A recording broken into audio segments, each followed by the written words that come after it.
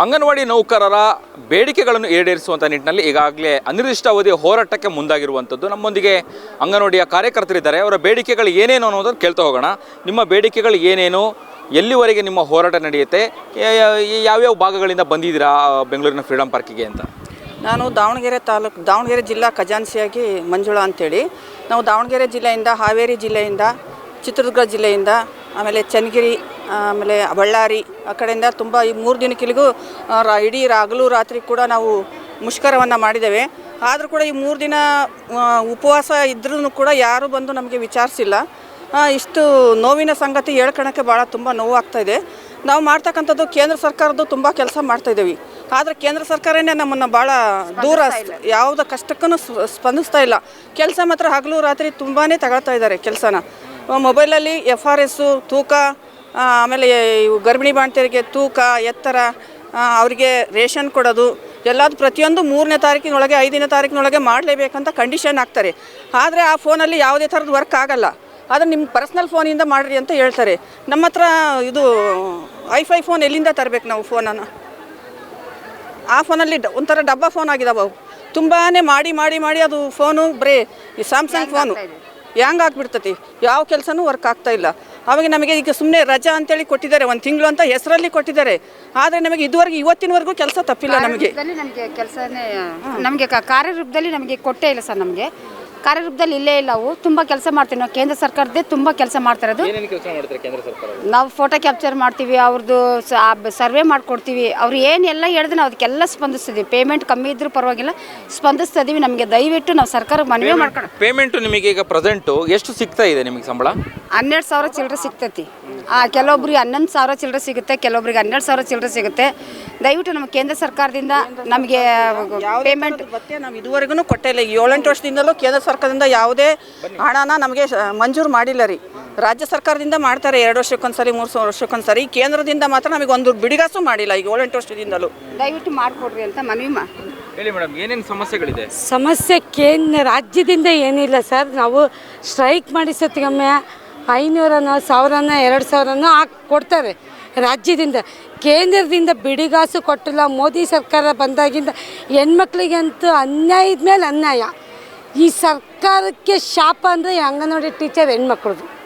ಮೋದಿ ಸರ್ವಿಗೆ ಮತ್ತು ಎಷ್ಟು ಹೋರಾಡ್ಬೇಕು ಸರ್ ಹೆಣ್ಮಕ್ಳು. ಸರ್ವಿಸ್ ಇದ್ಮ್ಯಾಗ ಅದು ಇವಾಗ ಫಸ್ಟು ಕೆಲಸ ಮಾಡಿದಾರೆ ಬರೀ 85 ರೂಪಾಯಿದಿಂದ ಮಾಡಿದ್ದಾರೆ ಸರ್. ಈಗ ಇದು ಹೆಚ್ಚಿಗೆ ಸಂಘ ಕಟ್ಟಿ ATC ಅಂತ ಇತ್ತು ಫಸ್ಟು. ಅಲ್ಲಿಂದ ಹೋರಾಟ ಮಾಡ್ಕೊಂಬಂದು ಹೆಚ್ಚಿಗೆ ಇದ್ದಾಗಿಂದ ಹೋರಾಟ ಮಾಡ್ಕೊಂಬಂದಕ್ಕೆ ಈಗ 12,500 ರೂಪಾಯಿ ತೊಗೊತಾ ಇದ್ದೀವಿ.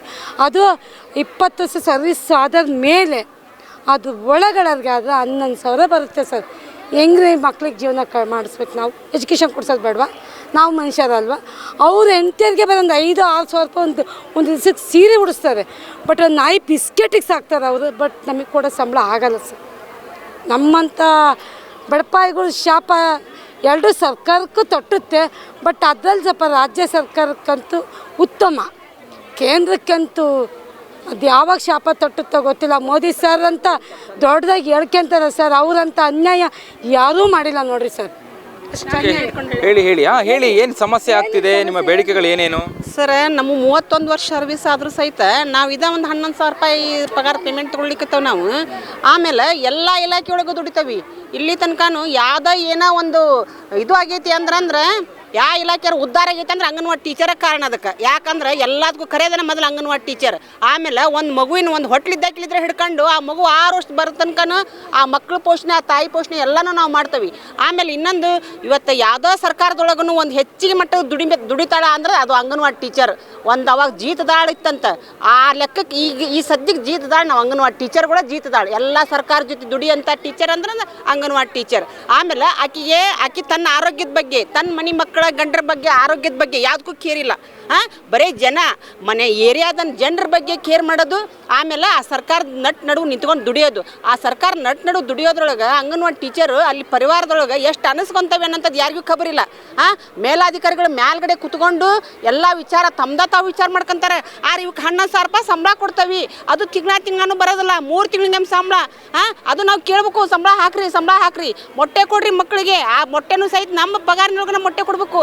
ಆಮೇಲೆ ಸಿಲಿಂಡ್ರ್ ತೊಗೊಂಡು ಮಕ್ಕಳು ಉಪವಾಸ ಹೋಗ್ತಾವಲ್ಲ ಅನ್ನೋ ಸಂಕಟ ನಮ್ಮ ರೊಕ್ಕದಾಗ ಸಿಲಿಂಡ್ರ್ ಹಾಕಿ ಮಕ್ಕಳಿಗೆ ಊಟಕ್ಕೆ ನೀಡಬೇಕು.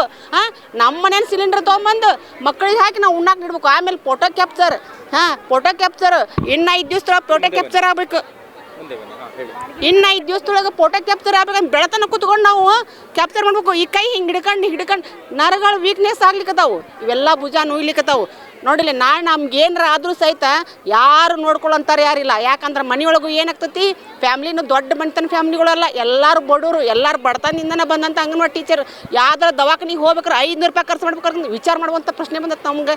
ಆದರೂ ಸಹಿತ ನಾವು ಇರಲಿ, ಇವತ್ತಿಂದ ನಾಳ್ಯಾರು ನಾವು ಏನಾರು ಒಂದು ನಮಗೆ ಅನುಕೂಲ ಆದೀತು, ನಮ್ಗೆ ನಿವೃತ್ತಿ ವೇತನ ಸಿಕ್ಕಿತ್ತು, ನಮಗೂ ಒಂದು ಸರ್ಕಾರ ನೌಕರದಾರನಾಗಿ ಮಾಡ್ಕೊಂತಾರ ಅನ್ನೋ ಸಂಕಟಕ್ಕೆ ನಾವು ಇಲ್ಲಿ ತನಕ ದುಡ್ದು ಬಂದೆವು.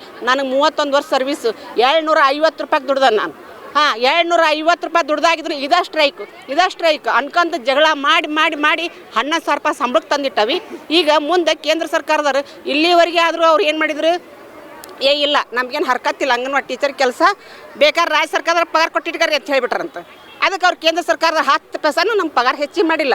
ಅವ್ರ ಕೆಲಸ ಮಾತ್ರ ಕೇಂದ್ರ ಸರ್ಕಾರದ ಒಂದು ಮನ ಹೊಟ್ಟೈತಿಲ್ಲೇ ಅಲ್ಲಿ AC ರೂಮ್ನಾಗ ಕೂತ್ಕೊಂಡು ತಾವು ಮಾತಾಡಿ ತಾವು ವಿಚಾರ ಮಾಡೋಂಥದ್ದು, ತಮ್ಮ ಮನೆ ಮಕ್ಕಳಾಗಿ ನಮ್ಮ ಬಗ್ಗೆ ವಿಚಾರ ಮಾಡಲಿ ಅನ್ನೋದು ನಾವು ಕೇಳ್ಕೊಂತ. ಇದಿಷ್ಟು ಅಂಗನವಾಡಿ ನೌಕರರ ಬೇಡಿಕೆಗಳು ಹಾಗೂ ಆಕ್ರೋಶದ ಮಾತುಗಳು. ಕ್ಯಾಮ್ರಾ ಪರ್ಸನ್ ಕೀರ್ತಿ ಜೊತೆ ಅಭಿಜಿತ್ ಗಣೇಶ್, ಕರ್ನಾಟಕ ಟಿವಿ, ಬೆಂಗಳೂರು.